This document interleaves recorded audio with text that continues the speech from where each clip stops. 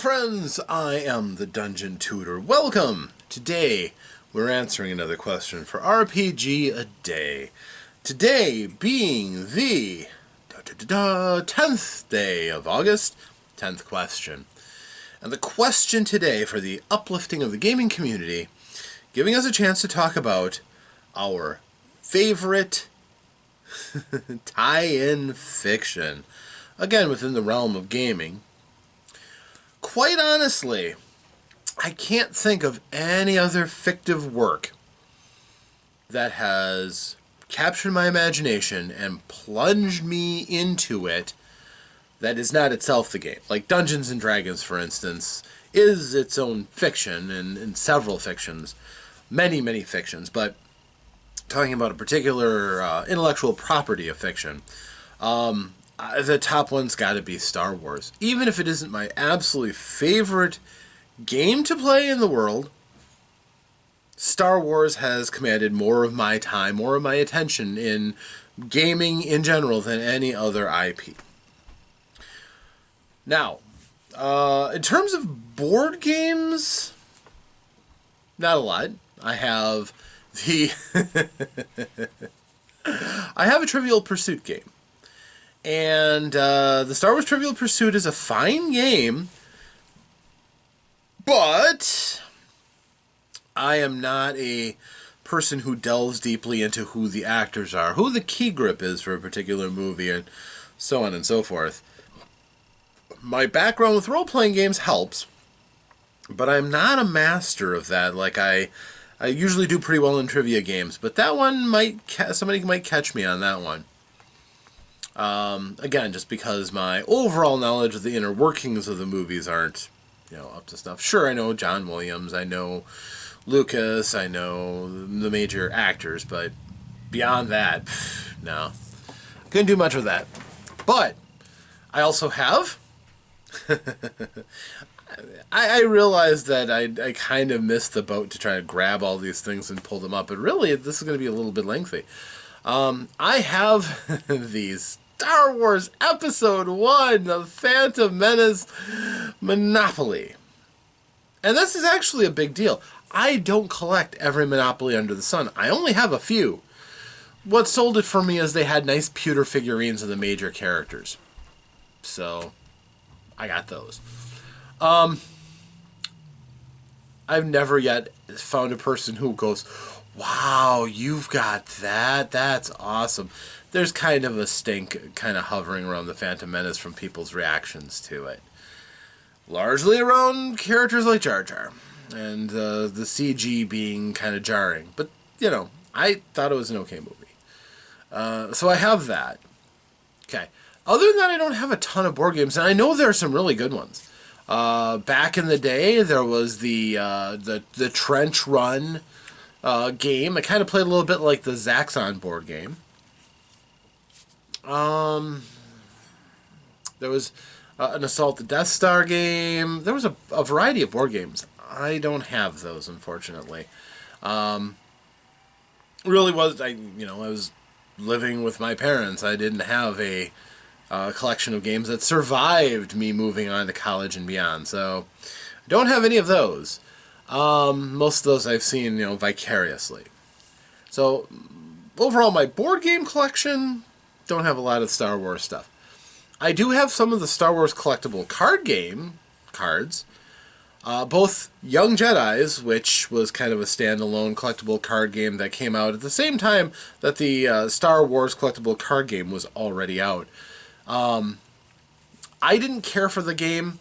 Wasn't really my thing. So, that definitely was not a game that captured my attention and care. Even though, as far as the collectible card game craze went, it wasn't a bad one. It was okay. I wasn't much for the mechanics and stuff like that. And obviously, there was a clear divide of haves and have-nots. So, you could instantly tell who the most powerful characters were, and if you had lesser characters in your deck, you were probably going to lose pretty bad. So those were games. So card games and board games, I don't have a ton as far as Star Wars goes. But moving on from that, oh yeah, I have plenty. We'll skip the tabletop role-playing games for just one moment. Video games. There have been a lot of good video games. There have been some not so great video games, Yoda stories, for instance. But there have been some that I've really loved. I'm probably one of the top fans of Star Wars Rebellion, which is a game I never hear people talk about, really. And I loved that game. It was a simulator game where you took on the Force Commander for either... No, not Force Commander. That was an awful game. Basically the wartime operator for either the Rebellion or the Empire. And you started off in a position right after the Battle of Yavin. So the major rebel figures are all on Yavin. All of the dark side characters, well, the Emperor and a pretty impressive little branch of the Imperial Navy are on Coruscant. And Vader and the remainder of the Imperial Navy are... can't remember. Oh, they're flying to Yavin. So, unless the rebel players are running with a death wish, they need to get their characters off of Yavin as quickly as possible, scatter them throughout the galaxy, having them do good works, find more people for the cause, and try to, salt away the support of the galaxy with hit-and-run tactics, targeted kidnappings, demolitions, saboteur, all kinds of good stuff. Developing new technologies is extremely important, which you can do with certain generals. Certain of the special characters are good at engineering new technologies. And that goes for both sides. The Empire is a bit stronger than the Rebellion because they can make, Star Destroyers are already way, way better than anything the Rebels can make. But if the Rebels can find a nest and they can put up space yards and they can put up manufacturing facilities, while the Empire is busy trying to consolidate the center of the galaxy, the Rebels can try to, have a spot on the fringe that the Empire will look for, but if they can get a power base, they might be able to make a Rebel fleet that they can take on the Imperial fleet, which, of course, by that time will also probably be considerably stronger than they started. And it's going to be some epic clashes of big ships. And the cool thing was it had an interesting 3D fleet-on-fleet combat system, which worked about as well as the technology allowed it to. It was a great resource management game. I enjoyed it quite a bit. It was clunky. It was stodgy. There was not any 3D character movements or anything like that. You just moved people around, told them what to do, and tried to complete missions throughout the galaxy to help out your side and hurt the other side. If you were the Empire, you could build a Death Star, and you could blow up planets with it. So, technically, that was on the board as a way of trying to win. You start blowing up planets, though, and the rest of the galaxy starts to really hate you. Your support drops drastically once the galaxy hears you're blowing up planets. But sometimes you just gotta blow up a rebel planet. It's just how it goes. It was a good game. And then, and I still have that. I got that on Steam. The excellent X-Wing, TIE Fighter, X-Wing versus TIE Fighter flight simulator games were excellent. So good. Giving you different ships, letting you feel like you were in different ships. Those were great. The ground combat, Empire War, was a real-time strategy game. It was kind of cheesy. It didn't work very well, but it wasn't bad. Graphically, it was not bad. The major characters kind of made the game a bit of a joke. There was one battle I remember relatively early on where you control Darth Vader, and you just have him just rampage through everything. He could basically win the game by himself, practically, as long as you let him hang back and heal when he needs to. But, yeah, it was okay. It was not great. And they even had an expansion to it, and wasn't really great. But they had all kinds of different little elements for the major characters. The Star Wars shooty games, the Battleground 2, those were pretty good shooty games. I'm not a big shooty gamer. Never really got into them all that much, but I found those to be pretty fun. Always different cool weapons. What I found far more interesting were the action-adventure games, like Jedi Knight. Great game. Then there was Jedi Academy. That was okay. Interesting storyline. The end of it was great. What was the one that I really liked? The one where we play Kyle Katarn. He eventually gets his Force powers back. Fallen Jedi? I think so. Those were great games. It's really a pity they didn't go any further with those, but they didn't. They never do. They always come to some kind of hitch, longing for photorealism. And then, of course, you have Knights of the Old Republic, which I own. I have never beaten. It's kind of an exhausting role-playing game based on 3rd edition D&D mechanics, because this was using Wizards of the Coast's ownership of the license for Star Wars, and they made their own D20 Star Wars, which was probably the weakest of the Star Wars role-playing games. D20 mechanics just don't fit the feel of Star Wars very well. It wasn't terrible. It was functional, but it just wasn't satisfying.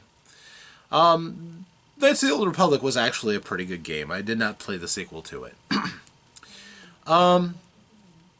But those are all games that I have, and I have enjoyed most of those to some extent or another. And then you can come to the MMOs. Star Wars Galaxies, actually living in the Star Wars universe, crippled as it was as an experience, was great. It was still one of my favorite MMOs of all time. So the fact that it's now dead and gone, thanks to Sony, and losing the license, certainly it didn't help. Yeah, that sucked. It really did. A lot of things throughout the course of that game were unfortunate, but... And then Star Wars The Old Republic. Solid game. Good storytelling. Not bad. It ran into the problem that all MMOs get, though. It's just power creep and just a glut of so many things that you can do, and just keeping track of everything was just... It eventually just kind of... I hit like 35th level, and I'm just like, I don't want to do this anymore. And I gave up, and I tried coming back to it, and I'm like, I don't remember how to do anything. I can't fight even. So, yeah, that was a game, certainly. So the video games for Star Wars were very strong. I feel like I guess I could, you had the Force Unleashed. You had, well, these are Force powers? Let's break all those rules. We'll give people super Force powers. It was okay. It was decent enough storytelling, I suppose. I wasn't offensive. I wasn't a huge fan of the main character, Starkiller, but it was okay. I didn't play the sequel. Kind of wish I had. But the first one was okay. And then, of course, you had Battlefront, the EA shooty Star Wars. That looks beautiful, but again, I'm not a shooty player, so I didn't watch that much. And then you, of course, had the new Jedi Fallen Order and Jedi Survivor, which look great. I have it still in shrink, but they look like a lot of fun. It looks like a cool opportunity to explore being in the Star Wars universe again. I really have to get to it one of these days. But then we come to the role-playing games, and the role-playing games is really where it's shown. I did enjoy the movie Star Wars when I was a lad. My dad had it on Laserdisc, so I watched it a bunch of times. The role-playing game was transcendent. For me, it was parting the curtain. With Star Wars, you watch the movie, and you know where all the scenes are. You can see how they're all blocked out. You see, a third of a room, the set that they used. You can see certain things, but what's beyond that? What's past the edge of the screen? If I was standing in that room, what would I see that would be different? And it's a world of difference when you're playing a role-playing game, and it's like, wow, I can explore every nook and cranny. I can meet every NPC, talk to them. They all have stories and things, and see all the crazy races, and get a chance to fight against the Empire, and, say the cool things and do the cool things. It was great. I loved the West End games Star Wars, the role-playing game, what is commonly known as the D6 system these days. Then Wizards of the Coast took a crack at it. Again, not my favorite by any stretch. It was okay.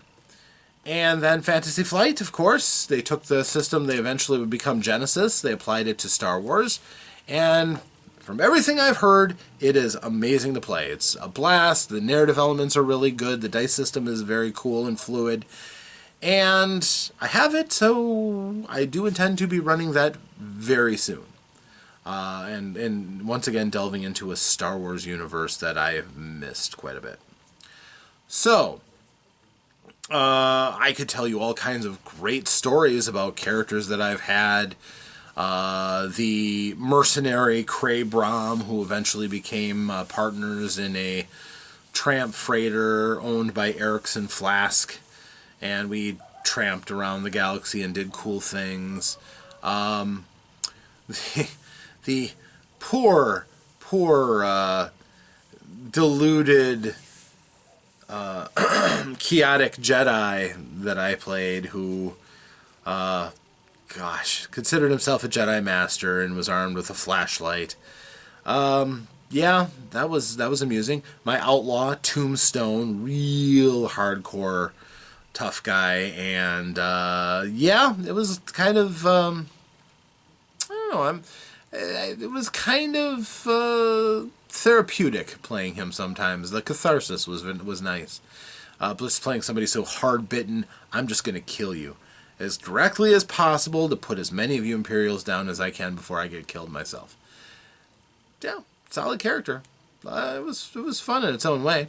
I created a race, the Graxian Forest Wraith. With my character's name was T.E. Fut Fut Slop. He couldn't speak common, so it's like primitive, had a spear, did cool things. And lastly, I played a Verpine engineer who was fun, could do anything technological. Tried to make everything about being around technology because he wasn't good at anything else. So he was fun.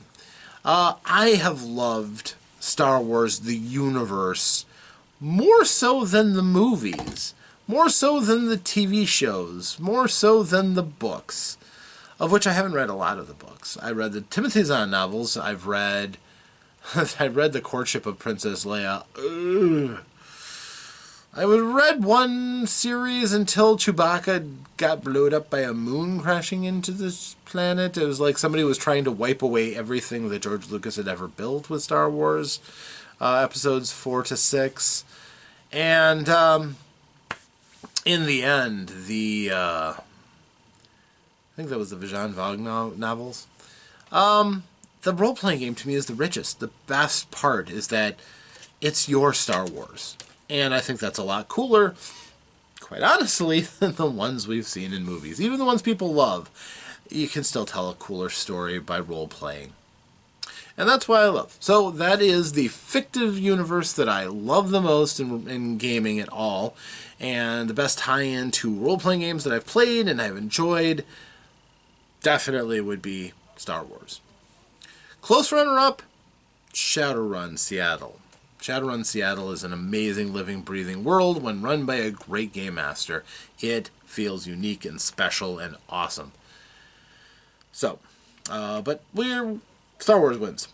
So, that's my pick. And hopefully, maybe you came across Star Wars yourself and it resonated, or maybe that makes you go, I wonder how that game actually is. It's pretty good, I'll tell you that. But yes, I hope you enjoyed this. And if you did, maybe consider liking and subscribing if you haven't already. And if you do subscribe, that notification bar will tell you when I put out another video.